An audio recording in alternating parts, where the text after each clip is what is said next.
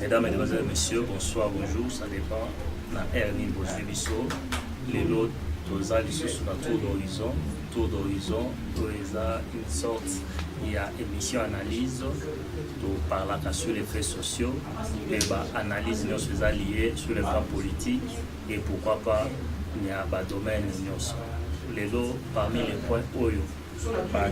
Tindeli biso ba question, bina biso tomeka ko répondre na ba analyse eza ya nomination ya premier ministre oyo tisikoyo eza retardé.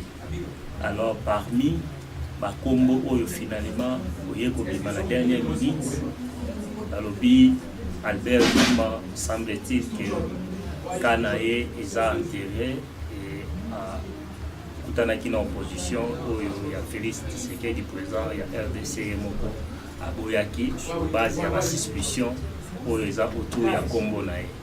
Alors sikoyo ba kombo oyo eza avancé toza na Moïse Katumbi, toza na Vital Kamerhe et puis eza na maître Mbuyu oyo ba kombo misato, sans oublier que ezaki na kombo pe ya Kalev, mais na dernière minute c'est comme si choix il y a Joseph Kabila les ont porté sur maître Mbuyu. Alors qu'est-ce que Touré Koloba? L'autre Touré Koloba, tu as vu que loi et que le premier ministre a Kobima na majorité parlementaire. Alors, l'hypothèse est possible, les que l'IDPS a rejoindre la majorité parlementaire. Donc je crois que jouer l'équipe au Monaki Ango, ceux qui va nommer premier ministre Azala Moto Aouti na cash, il a fallu pour la bango Bazala va faire partie, va rejoindre la majorité parlementaire. Salaki Ango et voilà, tout comme la place voilà. Maintenant, est-ce que l'IDPS to cash pas au peser politiquement pour n'avoir réussi qu'imposer Moutouna Bango comme étant premier ministre, Moutou qui a pris Kouria à mettre vraiment sur pratique la vision il y a Félix Tshisekedi.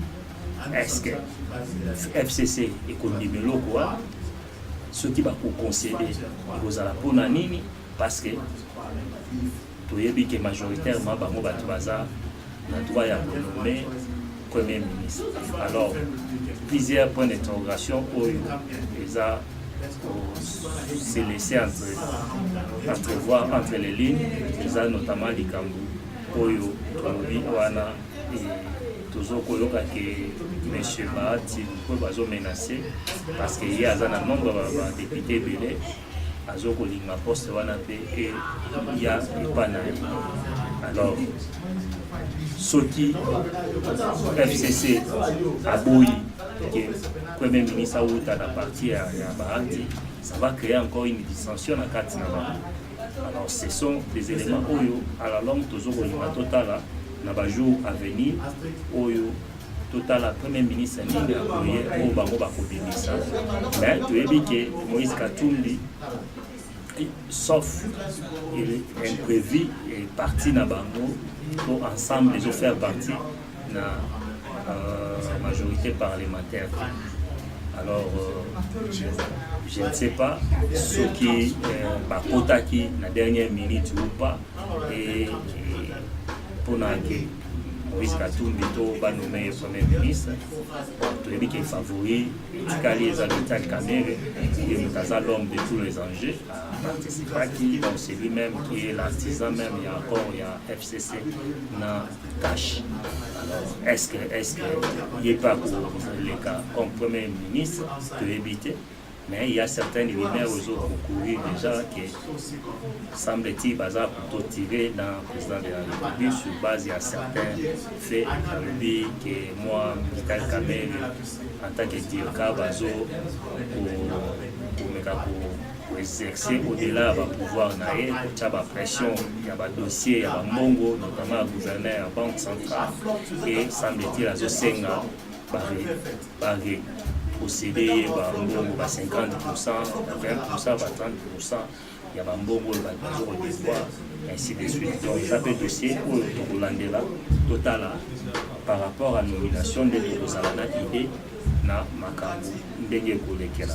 Alors deuxième dossier, les dossiers il y a Martin Fayoulou oyo le dossier par procureur suite à une plainte émise par un certain Jean-Claude Ngoyi Fouloabou oyo a lancé qui plainte na et puis procureur général de la Cour de cassation a formulé le dossier, mais a Tindaki a délégué qui pouvoir par inspecteur et a le commissaire général de Moutou adjoint à Moutou a invité finalement M. Martin Fayoulou pour répondre à certains renseignements dengue invitation. Alors, analyse na biso un, de prime abord, d'abord, disant que Martin Fayoulou est un citoyen comme tous les autres citoyens. C'est-à-dire, susceptible, il y a vous allez inviter, susceptible, il y a vous allez inquiéter même par la justice si jamais il commettait une infraction quelconque. Alors, il est tout à fait normal, ceux qui se plaignent contre eux, il faudrait que la justice paie et ça travaille. Deuxième observation, c'est que ce qu'il faudra qu'au fond de mon il y a une chose, aux alamans d'éléments à preuve en est une autre chose. Donc, on a plusieurs griefs. Oyo bazo reproché nango Martin Fayoulou, bazo reproché incitation à la haine, bazo reproché massacre à Balouba, bazo reproché pillage, atteinte aux droits garantis, éviter quels sont ces droits garantis, et puis un crime de génocide, un crime contre l'humanité. Alors, et ça, il y a grief wana to faits infractionnels oyo bafundeli Martin Fayoulou to bafondeli dossier. Je crois que sur total la nature d'infraction en nyonso on a que par exemple station à la haine, oui, on peut trouver quelques éléments. Peut-être il y a interprétation dans le discours, il y a Martin Fayoulou, mais est-ce que il y a un élément constitutif de l'infraction, ils ont crétini, je ne sais pas trop. Massacre de Balouba, je ne crois même pas. Est-ce que Balouba va qui massacré par combien? Puis on a l'idée, nous semble quelques éléments, quelques personnes, le peuple kassaïen, qui a attaqué, agressé. Vous avez peut-être le rapport au Moré du matin à l'homme des actes, pillage, et atteinte aux droits commis, crime de génocide, crime contre l'humanité. Les abats, infraction beaucoup, et globalement, par sentiment, crime de génocide, crime contre l'humanité. Alors, en bref, sans que le Bakokota n'a contenu l'infraction, on a eu je crois que le président Félix Tshisekedi il faut éviter qu'on tombe na G à FCC parce que les locaux ils appuient FCC qui mettent na yango pour Luka pour faire taire aux opposants pour faire taire bateau baza contre eux même avant la justice. Alors système il pour instrumentaliser justice pour la besoin politique ils ont mal et surtout que Félix appelle de tout son vœu état de droit et ça va maintenant en marche et tout. Je crois qu'il faut éviter. C'est vrai aussi, il faut justifier ça là, un peu par mais ils ont la plus, ils ont incité par Batousi Manayango pour ne faire terre Martin Fayoulou. Moi je crois que Félix Tshisekedi a tout intérêt aujourd'hui parce que l'IDP c'est Messana qui a lancé attaque contre le gouvernement tant que ça est dans l'opposition. Les lois qui sont commis dans le pouvoir, ils sont subir attaque et puis ils répondre. Alors, réponse n'a pas beaucoup plus, faire beaucoup de sagesse et il y a qui ça. Niveau Nabango, il y a maturité politique. Alors, moi, j'aurais bien voulu que l'IDPS bacha équipe mobile stratégique où ils ont justement ils ont une mission pour répondre avec des arguments solides contre l'attaque qui sur le Koya, les Talibanda, pas opposants, pas donc une équipe composée de gens intelligents ayant des arguments solides et Kozalaka n'a intérêt à l'IDPS pour protéger l'image de Félix et puis l'image du pouvoir là-bas. Mais je crois même que c'est vrai, on a repris ça mais sur le total, on a joué le rôle de Bachaki. On a tellement bien la place parce qu'il était là pour vraiment répondre à l'attaque qui nous sur le pouvoir, à faire sur les États, pour les acquis contre le pouvoir. Alors, c'est maintenant à l'IDPS de créer une stratégie où il y avait des arguments solides, où il faut neutraliser le Martin Fayulu, attaquer pour de telle manière que Bameka pour rediriger moi peut-être Basel ou je crois que c'est aussi une occasion pour le commissaire adjoint ou invité juste à titre de conseil, commissaire adjoint au PC conseil pour que non à contrôler juste moi parce qu'il y a certains mots sur il y a un leader il y a facilement feu. Ça, tout le monde qui Cyril Ramaphosa en Afrique ici, quand il a parlé sur l'immigration, bien qu'il y ait une immigration illégale et tout, mais l'interprétation aux populations à Zanango sur l'immigration, c'est autre chose.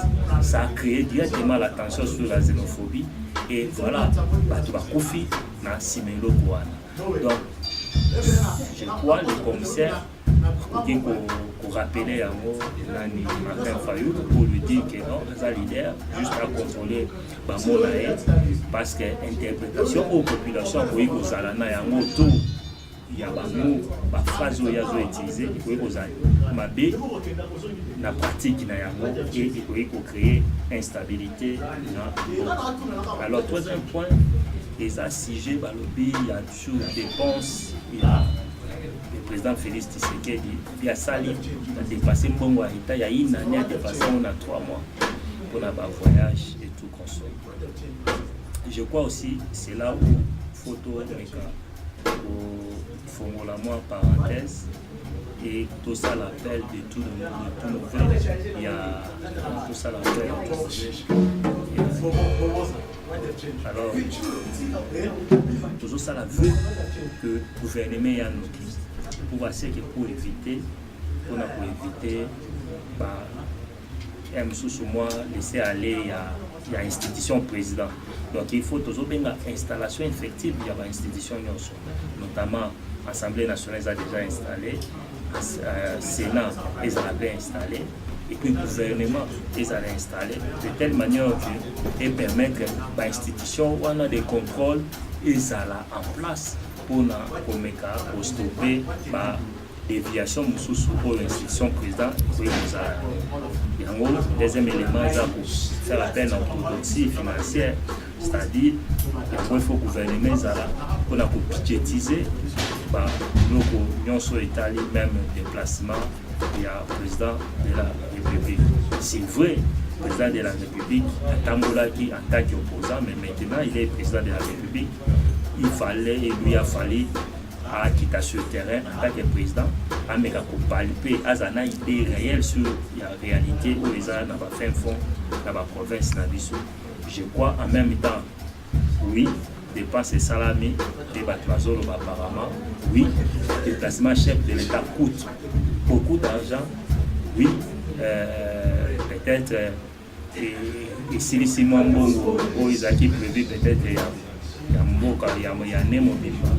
mais aussi, et je crois aussi que c'est important pour nous à palper la réalité de la province, de telle manière que Azana vision pour nous comment est-ce qu'on fait sa orientation politique sur le projet Oyo à Zanayango.